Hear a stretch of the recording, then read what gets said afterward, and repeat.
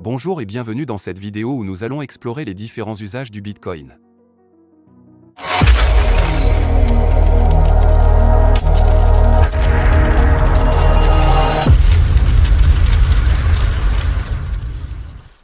Le Bitcoin est souvent associé aux achats en ligne, mais il est important de comprendre que la crypto-monnaie a beaucoup plus à offrir. Le Bitcoin peut être utilisé pour des transferts internationaux rapides et peu coûteux, pour des investissements à long terme ou même pour la spéculation à court terme. Commençons par les achats en ligne. Les transactions en Bitcoin sont rapides, peu coûteuses et sans frais cachés. De plus, elles peuvent être effectuées sans divulguer d'informations personnelles. Cela en fait une option de paiement attrayante pour les consommateurs qui cherchent à protéger leur vie privée et leur sécurité. Les commerçants peuvent également bénéficier de l'utilisation de Bitcoin, car les transactions sont finales et ne peuvent pas être annulées, réduisant ainsi les risques de fraude et de litige.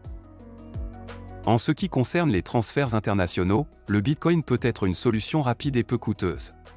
Les transferts traditionnels peuvent prendre plusieurs jours et impliquer des frais importants, tandis que les transferts en Bitcoin peuvent être effectués en quelques minutes avec des frais minimes. Cela est particulièrement utile pour les travailleurs migrants qui envoient de l'argent à leur famille dans leur pays d'origine. Le Bitcoin est également utilisé pour des investissements à long terme. Comme nous l'avons mentionné dans une vidéo précédente, le Bitcoin est une forme de monnaie décentralisée et peut servir de refuge contre l'inflation.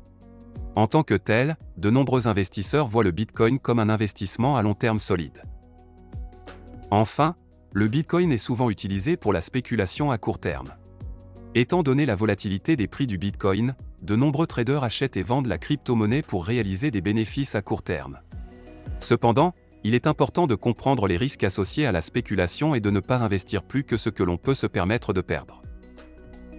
En conclusion, le Bitcoin a une large gamme d'applications, allant des achats en ligne aux investissements à long terme en passant par les transferts internationaux et la spéculation à court terme. En connaissant ces différentes utilisations, vous pouvez décider comment le Bitcoin peut correspondre à vos besoins financiers personnels. C'est tout pour aujourd'hui. J'espère que vous avez apprécié cette vidéo et que vous avez appris quelque chose de nouveau sur les différents usages du Bitcoin. N'oubliez pas de vous abonner pour ne pas manquer nos prochaines vidéos.